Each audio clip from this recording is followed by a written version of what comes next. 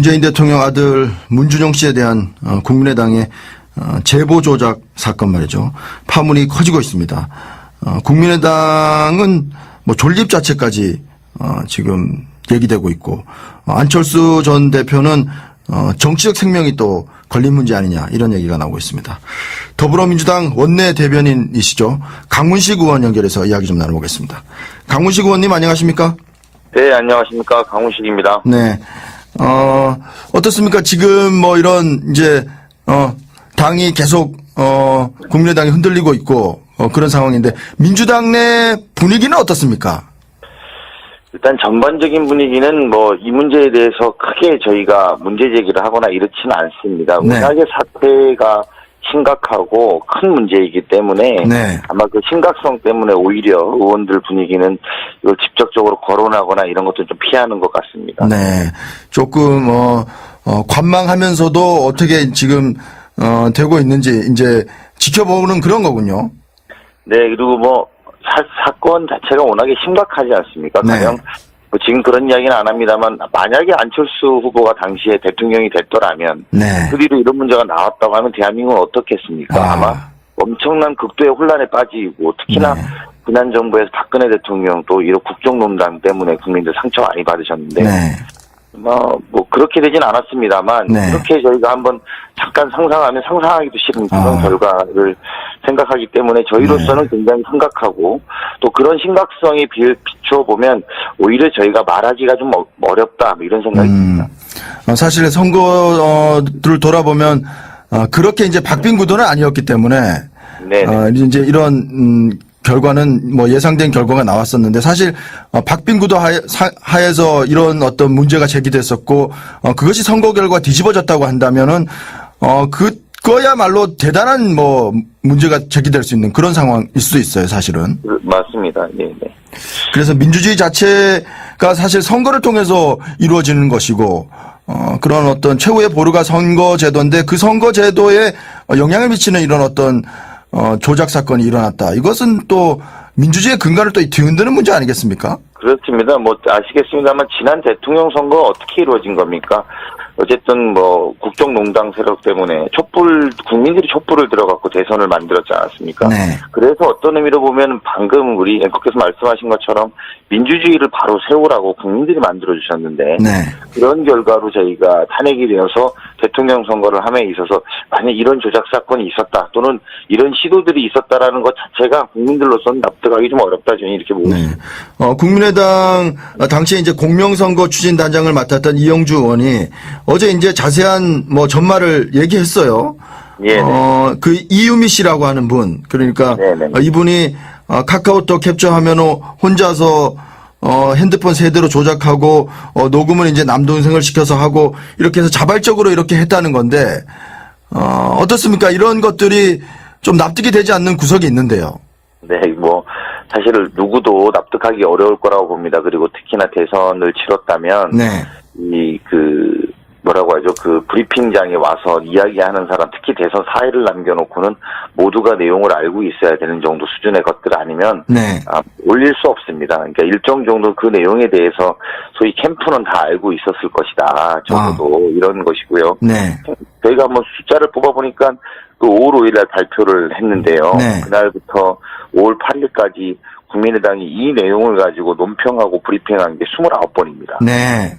그러니까 거의 3, 4일 동안 하루에 10번에 가까운, 7, 8번에 가까운 숫자로 논평을 냈다라는 건 선거 4일을 남겨놓고 이것으로 선거 마지막을 몰아갔다라고 봐도 과언이 아니거든요. 네. 그런데 이제 단순히 이유미가 조작을 했다. 그리고 네. 우리 당은 전혀 몰랐다라고 말하는 것이 국민들한테 납득될지 의문입니다. 네.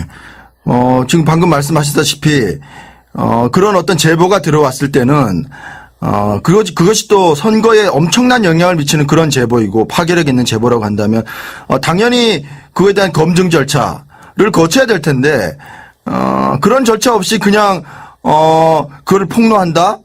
그것이 또 납득이 안 되는 부분이 있고요. 그럼요. 예, 뭐, 말씀하신 것처럼 아주 기본이잖아요. 뭐, 심지어는 이게 지금 여의도에서 나오는 이야기로는 모 언론사에 먼저 제보를 했답니다. 네. 뭐 언론사에서 이거 진실 여부가 확인되지 않는다. 네. 제보자가 누군지 명확하게 밝혀야 된다. 이래서 보도를 하지 않았다는 거예요. 네. 하물며 이제 그런 언론도 아주 기본적인 기능이듯이 공당이라고 하면 당의 아주 기본적인 제보입니다. 네. 바꿔 말하면 이렇지 않겠습니까? 앞으로 야당이라는 것이 국민의 제보로 또 여당을 공격하기도 하고 이런 일들이 있을 텐데요. 어떤 국민들이 이제 국민의당에 가서 무슨 제보를 하겠습니까? 네. 제보를 하면 이것 또한 본인이 그게 실제로 팩트라고 하더라도 이제 거짓으로 또는 조작으로 오해받을 수 있기 때문에 아마 제보도 이제 쉽게 못할 겁니다. 네. 바꿔 말하면 국민의당이 아주 기본적인 조사 또는 팩트 체크 정도도 하지 않고 선거 사회를 남겨놓고 이것을 전방위적 공세했다라는 것은 국민들로서도 잘 이해가 되지 않고요. 네. 그리고 그것이 또 특히 이음이라고 하는 30대 한 사람과 최고위원의 또는 한두 명의 이야기로 진행됐다라고 한다면 네. 그것을 또 믿을 사람이 몇 명이나 있을지 생각이 듭니다. 네. 이것이 이제 의원님 얘기대로 하면 언론에도 제보가 됐었는데 언론이 이걸 훑어보니까, 이것이 좀 신빙성이 없다. 이렇게 해서 이제, 거절한 거라는 말씀이시고, 네. 당에서는 이제 그거를, 그냥 터뜨렸다는 건데, 어떻습니까? 어제 이제 박지원 전 대표가 저희 방송에서 나와서, 그걸 조작해서 하라고 하는 사람이 어디 있겠느냐. 나도 몰랐고, 나도 상당히 충격을 받았다. 이렇게 얘기를 했는데요. 네. 아니, 박 전 대표가 그러실 수 있다고 보는데요. 저희가 생각하는 것은, 몰랐다라고 하기 이전에 그건 아주 일반적인, 그리고 상식적인 선에서 누군가가 제보가 오면, 공당이라면 그것들을 팩트를 체크하고 누군지 적어도, 물론 그 사람들을 공개하진 않더라도 말이죠. 네. 소위 정보원에 대해서 누구인지는 알아보는 건 아주 단순하고, 그리고 작업이 그렇게 오래 걸리지도 않잖아요. 갖고 오는 그 파일을 가지고 이거 누가 한 건지 적어도 우리는 알아야 되지 않느냐. 그렇죠. 그렇게 최소한의 사람들은 물어보는 것이 맞거든요. 네. 그리고 그 사람하고 확인 전화 정도는 해보는 것이. 그렇죠. 당신은 이런 근거는 언제 있었냐라고 몇 가지 정말 육하원 측의 몇 가지를 물어보는 것은 아주 기본적인 것이거든요. 네. 더군다나 아까 말씀드린 것처럼 선거 3일 동안 30여 차례의 논평과 브리핑을 했다라면. 네. 그러기 전에 그 정도의 기본적인 것들은 체크하는 것은 누가 봐도 기본인 텐데 그거를 몰랐다. 이렇게 말하기 이전에 팩트 체크가 왜 안 됐는지, 아니면 실제로 안 됐는지, 아니면 왜 안 됐는지, 이런 걸 오히려 되돌아보는 계기가 돼야 될 것이고, 네. 이것이 국민의당의 입장에서 보면, 저희가 남의 당이라서 야박하게 말씀드리긴 좀 그렇습니다만, 네. 기본적인 공당으로서의 자질이 있는지, 네. 이게 당이라는 역할을 할 수 있는 건지에 대해서 되돌아보는 자성의 기회가 돼야 되지 않을까 싶습니다. 네. 이유미 씨는 안철수 후보의 제자로 알려져 있고요. 카이스트 대학원 출신에 또 여수 출신이기 때문에 거기서 예비 후보로 또 국회의원 선거운동까지 한 분으로 알려져 있는데 이분이 책도 쓰시고요. 선거 관련. 안철수 후보의 66일간의 기록해서 그런데 이분이 그것을 혼자서 이렇게 한다. 이 정도의 어떤 지적 능력과 그런 걸 갖추고 있는 분이 말이죠. 그것도 납득하기 좀 어려워요. 그렇죠. 네. 네. 사실 이런 대목에 저는 안철수 후보가 빨리 나와서 본인의 입장을 밝히고 국민들에게 사과해야 된다고 생각합니다. 네. 이분이 어쨌든 영입 1호라고 하는 전 최고위원이든 아니면 현재의 당사자로 지목받고 있는 이유미 씨든 간에 네. 안철수 후보를 도울 의도로 이런 문제를 만들었던 것이고 네. 또 그렇게 만든 분들과 안철수 후보의 관계가 과거부터 이어졌다라면 이어진 분이라면 네. 사실은 이 부분에 안철수 전 대표가 관계가 없다라고 보기 어렵거든요. 네. 당연히 관계가 깊을 것이고 또 개인적으로 친밀한 여부 난 별로 친하진 않아요. 그냥 알기만 해요. 이런 정도로 디펜스 될 문제가 아니거든요. 네. 방어가 될 문제가 아니기 때문에 오히려 큰 자세로 본인이 책임지고 네. 또 어느 정도 수위까지 책임을 져서 국민들을 납득시키는지 네. 이것 또한 국민의당에 미치는 영향이 굉장히 클 것이기 때문에 조속한 이렇게 시간 끌 문제가 아니거든요. 네. 빨리 조속 입장을 밝힐 필요가 있다고 생각합니다. 네. 안철수 후보는 지금 자택에서 이 문제를 지금 생각하고 고심하면서 어떤 식으로 지금 입장을 낼 것인가에 대해서 고심하고 있다 이렇게 알려지고 있는데 어떻습니까? 정치적인 책임, 도의적인 책임, 법률적인 책임도 있을 테고요. 어떤 정도까지의 좀 책임을 져야 한다고 보십니까? 아니 정치 도의적인 책임은 당연히 져야 되는 것이고요. 네. 법률적인 책임은 뭐 검찰이 조사하고 있으니까 그런 네. 문제에 대해서 후보까지 직접 법률적인 책임을 상황이 엮일 수 있는 건지는 잘 모르겠습니다만 그건 검찰 조사에 맡겨야 되는 문제라고 보고요. 네. 아주 기본적으로는 지금 그 단계 이전에 정치적이고 도의적인 책임은 먼저 지고 나와야 되는 거라고 저는 생각합니다. 네. 안철수 후보가 그렇다고 해서 내가 대선 후보였기 때문에 대선 후보로서 사과드린다. 이 정도만 해서 또 국민들이 납득하겠습니까? 뭐 어떤 지금 뭐 국회의원직 상태는 아니지만 네. 뭐 어느 정도의 그런 뭐 국민들이 납득할 수 있는 어떤 말이 아닌 어떤 메시지를 던져야 되는 거 아닙니까? 그렇죠. 그리고 국민들이 안철수 후보를 지지했던 것은 또는 국민의당을 지지했던 거는 새로운 정치를 표방했을 뿐더러 네. 또 새로운 시도와 노력에 대해서 어쨌든 국민들이 표를 주고 또 응원했던 분들이 굉장히 많을 거라고 보고요. 그런 지지자들의 입장에서 보면 굉장히 상처가 많이 되지 않았겠습니까? 이번 사건이. 네. 그렇기 때문에 안철수 후보가 모든 것을 다 내려놓는다는 각오로 이 사태에 임하지 않으면 오히려 국민들은 더 납득하기 어려울 것이고 기존에 지지해줬던 분들까지도 지지를 철회할 수밖에 없는 상황이라고 저는 개인적으로 판단하고 있기 때문에 네. 적극적이고 강력한 조치를 하시는 게 맞다. 네. 모든 것을 내려놓는다는 각오로 하셔야 된다 이런 말씀을 주셨는데 그 의미는 뭐 청취자 여러분들의 생각에 맡겨야 됩니까? 아니면 이게 그 생각에 맡기셔야죠. 제가 더 이상 구체적으로 말씀드리기 적절치 않은 것 같습니다. 네. 어떻습니까? 박지원 전 대표는 특검을 주장했고요. 이 사안뿐만 아니고 또 문준용 씨 취업 비리 의혹도 엄연하다. 그렇기 때문에 같이 뭐 이른바 쌍끌이 특검이라는 얘기가 나오는데 그렇게 얘기했고요. 또 당 내에서도 뭐 김동철 원내대표도 특검을 주장했는데 이 부분은 어떻게 받아들이십니까? 어제 제가 알기로는 국민의당이 의총에서 이게 당론으로 채택이 안 됐던 모양이에요. 네. 그거는 이제 바꿔 말하면 국민의당 기류 전체가 그런 것이 아니라 이제 몇몇 중진 의원들이 그렇게 주장하시는다고 들었고요. 네. 저희는 일단 당의 입장에서 생각해보면 이게 국민의당이 국민 앞에 석고대저하고 또 진실규명에 협조해야 될 공당이 사건의 본질을 좀 흐리려는 태도가 아닌가 이렇게 의심이 들었고요. 실제로 이 대선 공작을 인정한 국민의당이 진짜 진정성 있는 사과를 한다면 이런 말씀 하시면 안 되고요. 네.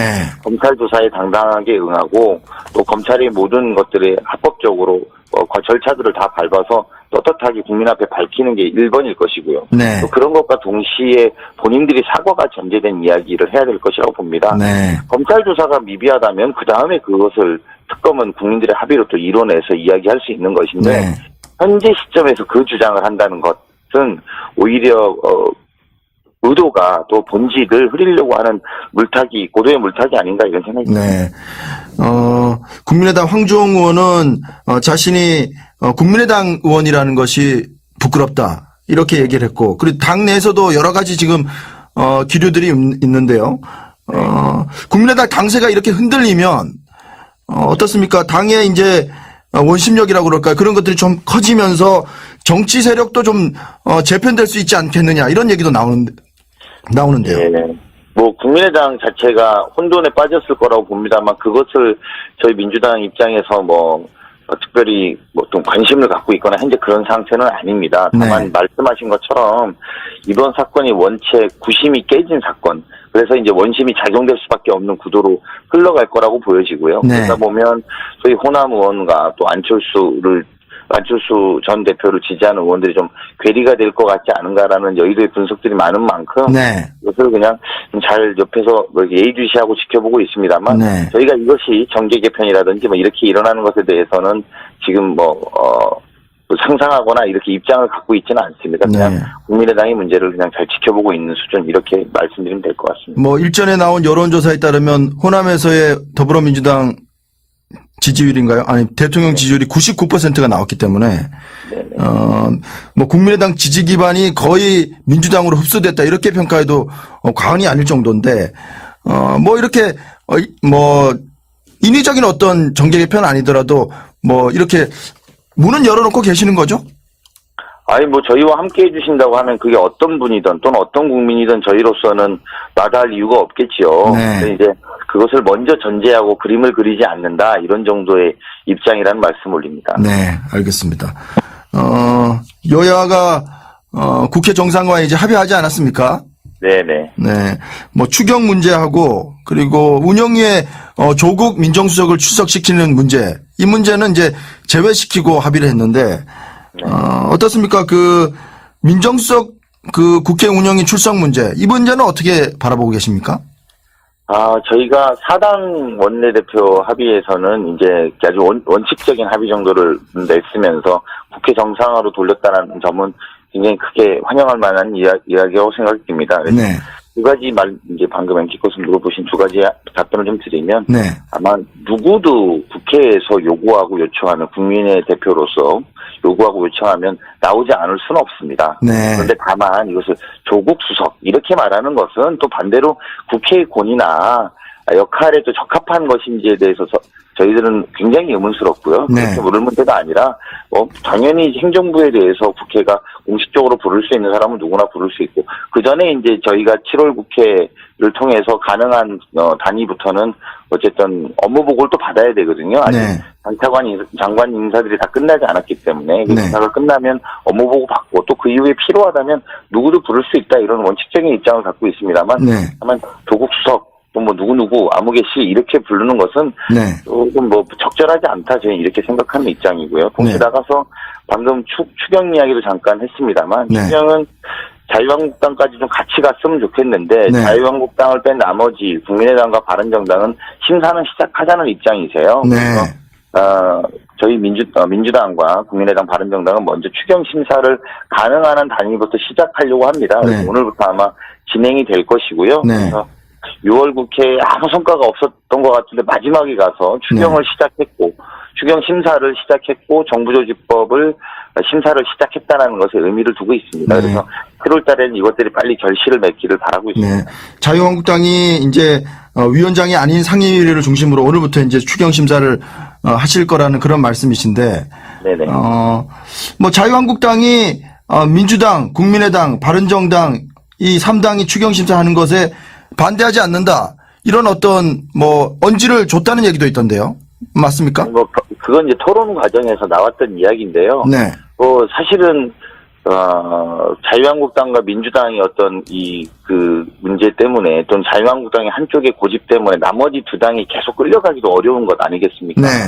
다 같이 해보자라는 게 이 사당 원내대표들의 본 취지였으나, 네. 자유한국당은 적어도 현재의 추경안에 동의할 수 없다는 입장이 워낙에 강하기 때문에, 네. 나머지 다른 정당과 국민의당은 심사는 할 수 있다. 그리고 그 과정에 이걸 녹여내자라는 입장의 차이가 각각이 좀 있었거든요. 그런데 네. 자유한국당의 그 입장 때문에 전체가 진행되지 않는 것은 부담스럽기 때문에, 네.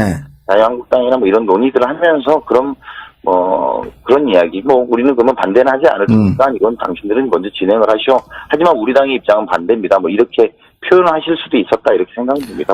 언지를 먼저 주거나 이런 게 아니고요. 네. 원내대표들께서 굉장히 오랜 시간 동안 토론을 하고 이야기를 했기 때문에 많은 이야기가 오고 갔을 거라고 생각합니다. 자유한국당 내 분위기는 추경도 앞으로의 그 인사청문 과정과 좀 보면서 참여할 수도 있다, 이런 가능성을 좀 열어놓은 어떤 분위기가 읽히기도 하던데요. 네, 이제 아마 자유한국당의 전략이겠죠. 네. 전략이 그럴 수 있다고 봅니다.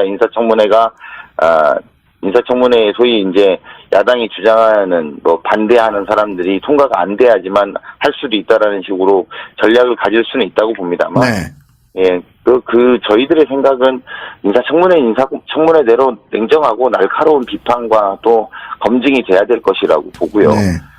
추경은 추경대로 네. 좀 이렇게 진행이 됐으면 하는 게 민주당의 입장입니다. 알겠습니다. 수사에서 이거 진실 여부가 확인되지 않는다. 네. 보다가 누군지 명확하게 밝혀야 된다. 이래서 보도를 하지 않았다는 거예요. 네. 하물며 이제 그런 언론도 아주 기본적인 기능이듯이 공당이라고 하면 당의 아주 기본적인 제보입니다. 네. 바꿔 말하면 이렇지 않겠습니까?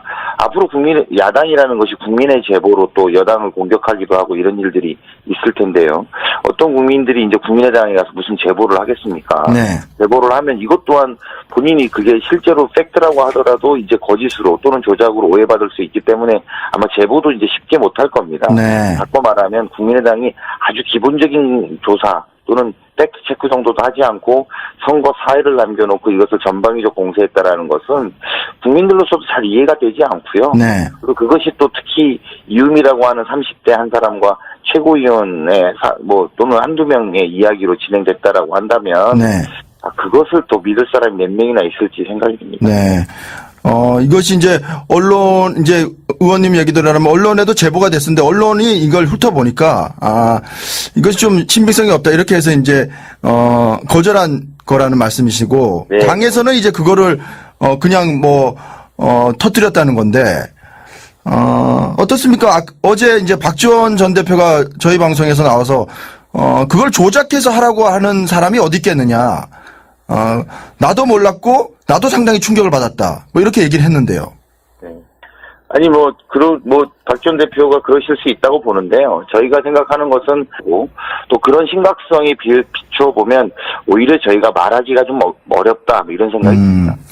사실 선거를 돌아보면, 그렇게 이제 박빙 구도는 아니었기 때문에, 네. 이제 이런, 결과는 예상된 결과가 나왔었는데 사실 박빙구도 하에서 이런 어떤 문제가 제기됐었고 그것이 선거 결과 뒤집어졌다고 한다면은 그거야말로 대단한 문제가 제기될 수 있는 그런 상황일 수도 있어요, 사실은. 맞습니다. 네.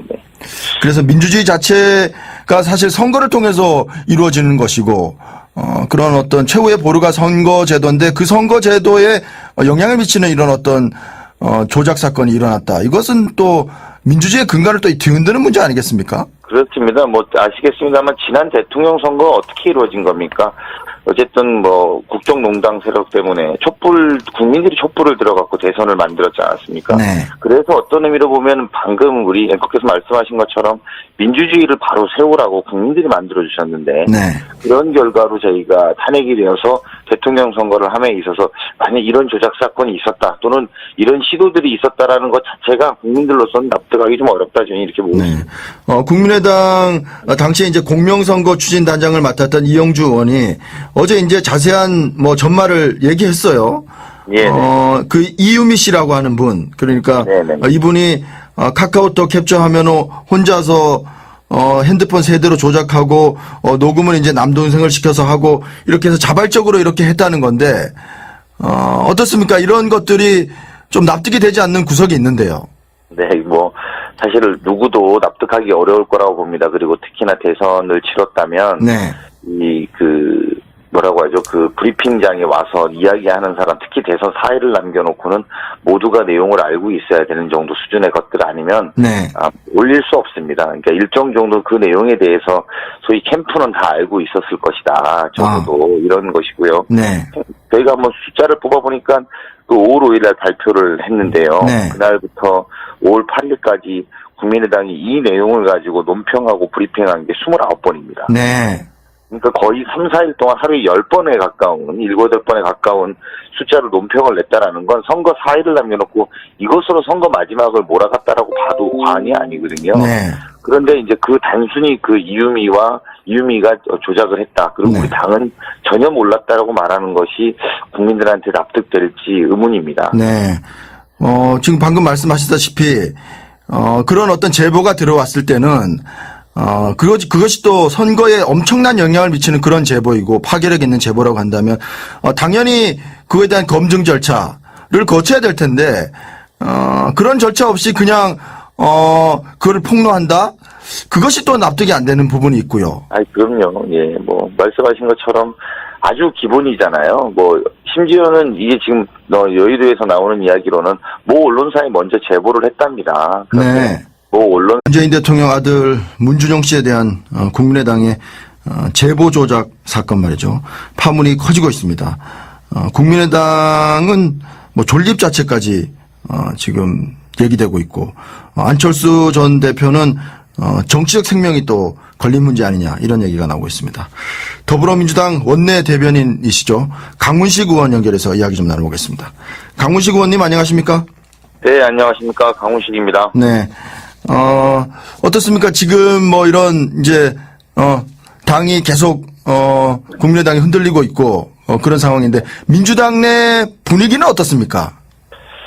일단 전반적인 분위기는 뭐 이 문제에 대해서 크게 저희가 문제 제기를 하거나 이렇지는 않습니다. 네. 워낙에 사태가 심각하고 큰 문제이기 때문에 네. 아마 그 심각성 때문에 오히려 의원들 분위기는 이걸 직접적으로 거론하거나 이런 것도 좀 피하는 것 같습니다. 네.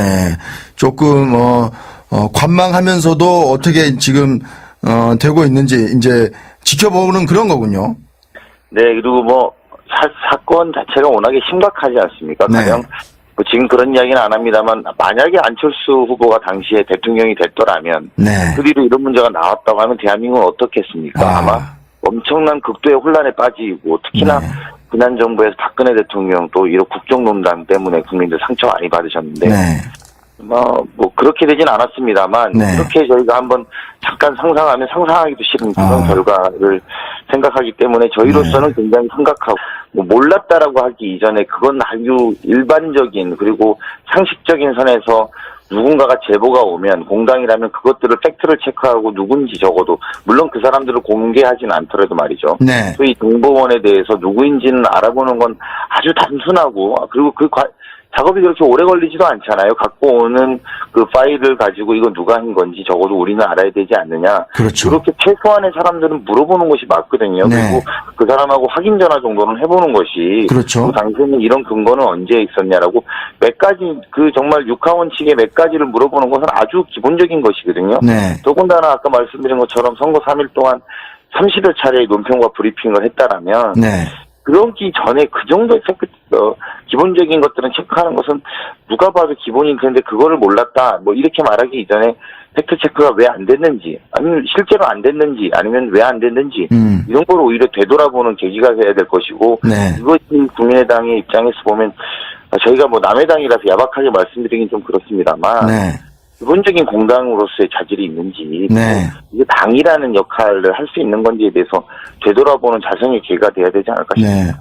네. 이유미 씨는 안철수 후보의 제자로 알려져 있고요. 카이스트 대학원 출신에 또 뭐 여수 출신이기 때문에 거기서 예비 후보로 또 국회의원 선거운동까지 한 분으로 알려져 있는데 이분이 뭐 책도 쓰시고요. 선거 관련 안철수 후보의 뭐 66일간의 기록해서 그런데 이분이